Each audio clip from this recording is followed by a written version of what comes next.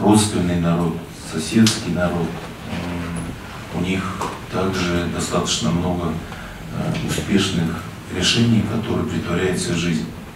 Ну, например, между Улангомом и Улан-Батором сейчас идет у них очень серьезная реконструкция автомобильной дороги. Там чуть больше 200 километров осталось для того, чтобы его заасфальтировать. 1000 с лишним километров, из которых 200 с лишним километров вот грунтовой дороги, согласитесь, это уже хорошее подспорье и хорошее действие. Даже в этом отношении для туристической деятельности с нашей стороны граждане третьей стороны могут через наши хандагайты выехать в сторону Улан-Батора. Я думаю, от этого и туризм запредельной территории, да и наш туризм получит новый импульс. Я вполне допускаю такой вариант для того, чтобы мы могли пользоваться своим приграничьем. Нам действительно не хватает специалистов. Я знаю, что на этот момент времени тот университет, который я посещаю, он называется Монгольский национальный университет, частный университет, кстати говоря. Но при этом в частном университете 13 тысяч студентов. 13 тысяч студентов. Знаете, кто из государственного университетского? Вы можете сопоставить. И там наших ребят, как они мне сказали, 4 или 7. Ну вот, то есть, закончили выпускники этого университета 4 студентов из Тувы, и все они тоже были трудоустроены здесь, в Туве. Потому что они оказались востребованными специалистами. Я не стал спрашивать, но, скорее всего, язык это большую роль играет в этом деле. Поэтому то, что мы обязаны с вами в своем приграничье использовать, лишний раз подтверждает мой выезд в командировку.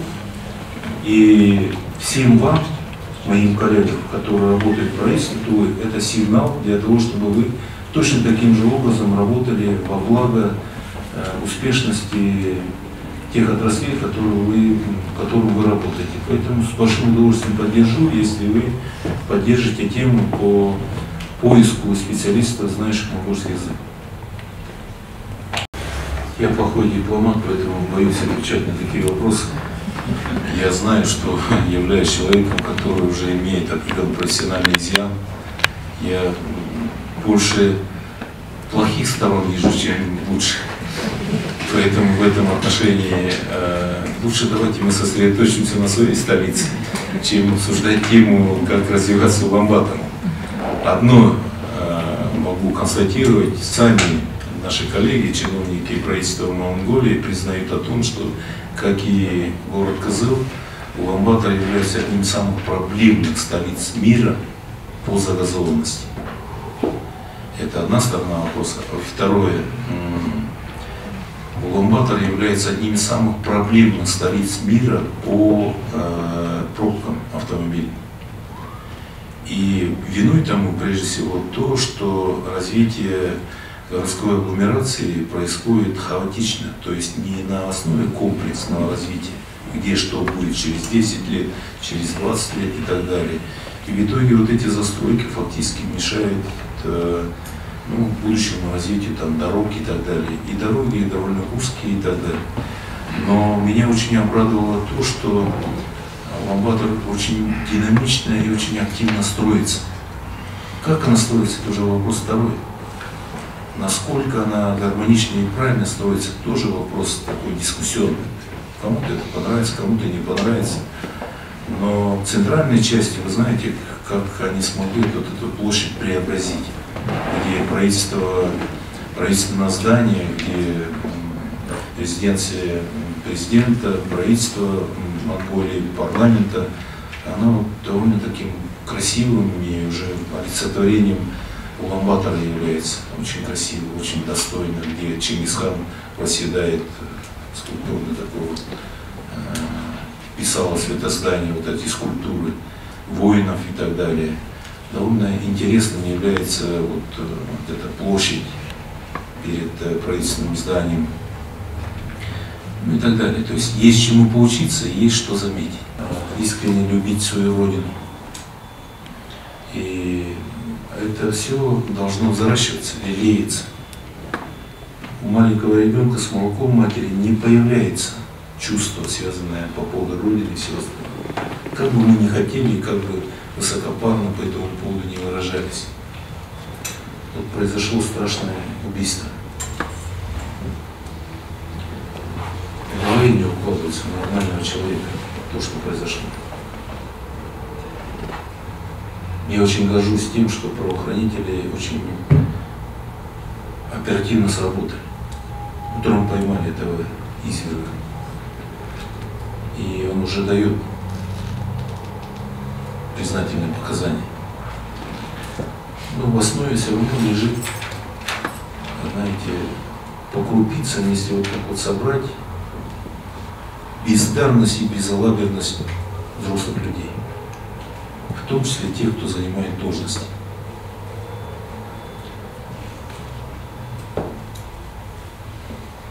Не подумайте ради словца, я не говорю об этом. Вчера я от своего друга монгола, гражданина Монголии, слышал непростую ситуацию, которая там в Улан-Баторе есть. В Улан-Баторе произошли очень много резонансных исчезновений детей. И в Монголии сейчас родительские советы очень активизировались. Я почему обратил на это внимание? Об этом даже не... Вот мы ехали на машине и увидел просто гражданских людей, которые одели святую, дорожную вот эту вот тужурки, знаете, эти блестящие, как они называются, светоотражающие, да. Я говорю, кто такой? Он мне говорит, это родители с этой школы. Они дежурят здесь. Как дежурят? Для обеспечения безопасности детей этой школы. То есть родители распределились, и они дежурят в этой школе. И основная тема, она связана с тем, что ребенка из рук в руки.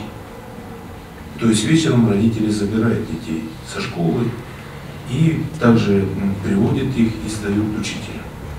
Вот на сегодняшний день в Улан-Баторе такая ситуация. И на этом фоне получил, буквально при этом разговоре, получил вот это известие по ситуации в Волгазине.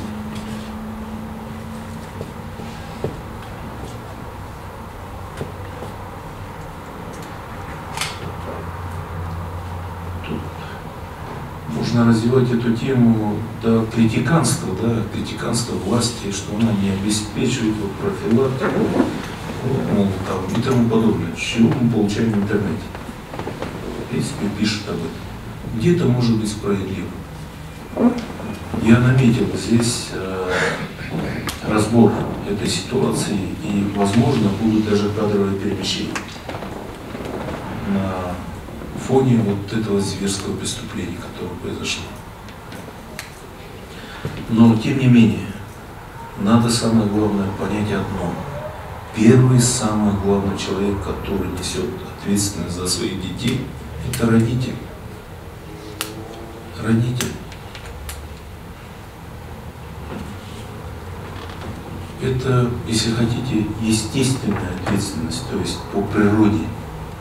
Если я решился родить ребенка, то я за него несу ответственность.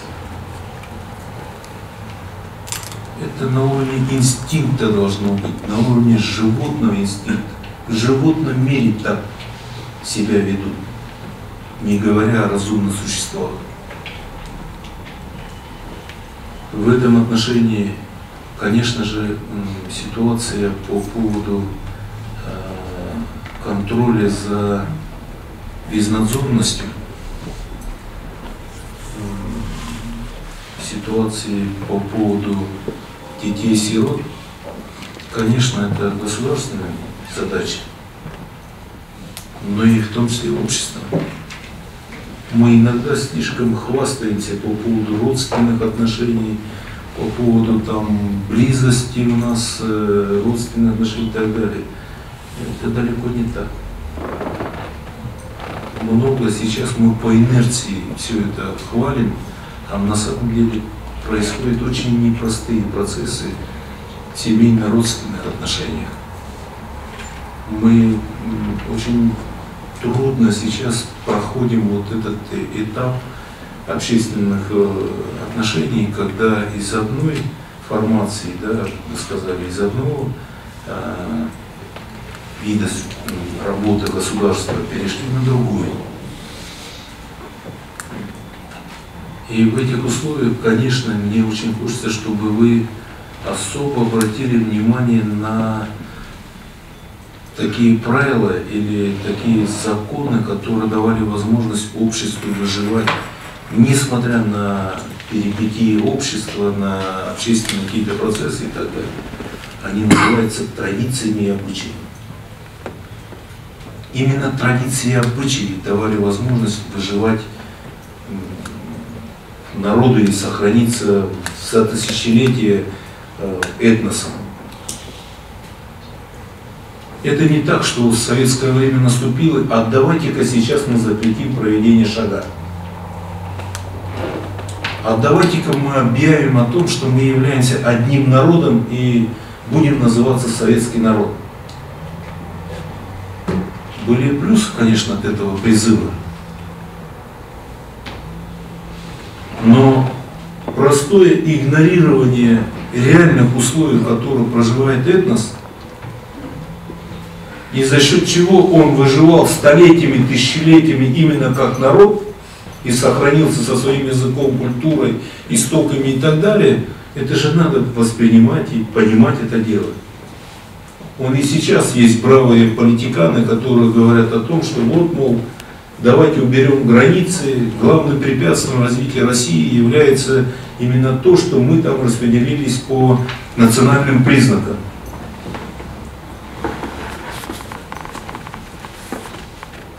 Нам надо сопротивляться этому. Нет-нет, да и возникает идея по поводу того, что Енисейская Сибирь, что такое Енисейская Сибирь? Скорее всего, хотят объединить.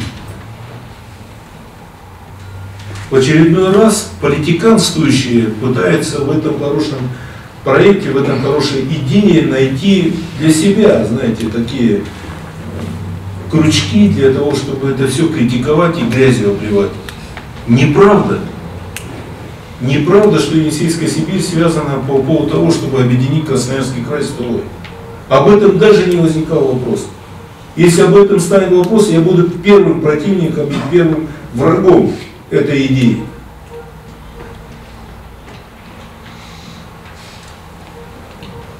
Опять же, возвращаясь просто к основному, я очень прошу вас, давайте попробуем в интернете, в ваших ресурсах, которые вы обладаете, именно инициировать вопрос по поводу такой скрепленности общества. Что нам способствует тому, чтобы мы были едины. Чтобы вот такого рода сволочи, изверги, которые появляются, вот, поймали человека, который трижды отсидел. И он мигрировал между Тесхемом, Шурмаком, этим Балгазаном. Везде у него были сожительницы. Вел он такой асоциальный образ жизни. И в очередной раз в пьяном угаре на пути попался этот ребенок.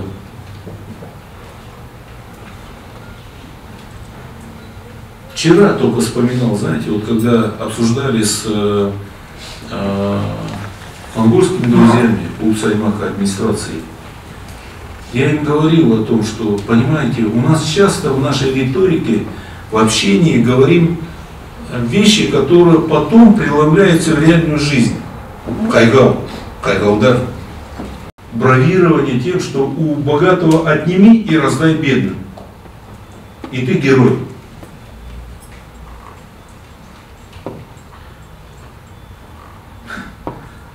Кайгаудар.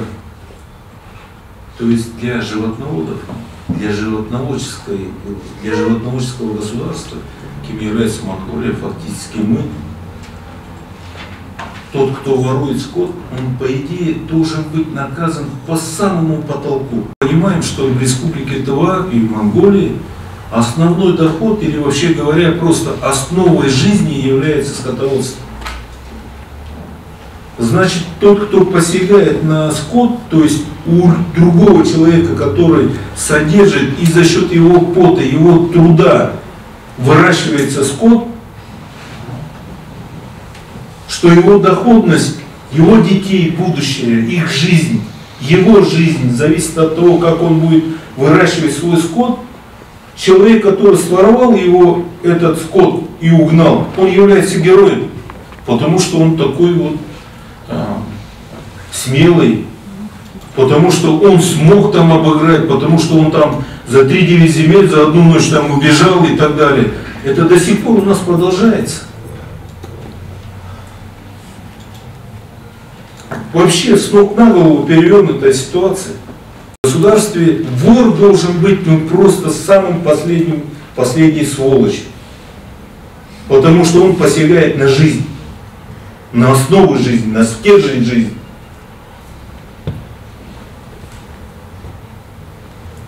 А у нас бравирование по поводу того, что ой, какой он смелый. Даже и здесь, в том преступлении зверском, которое произошло,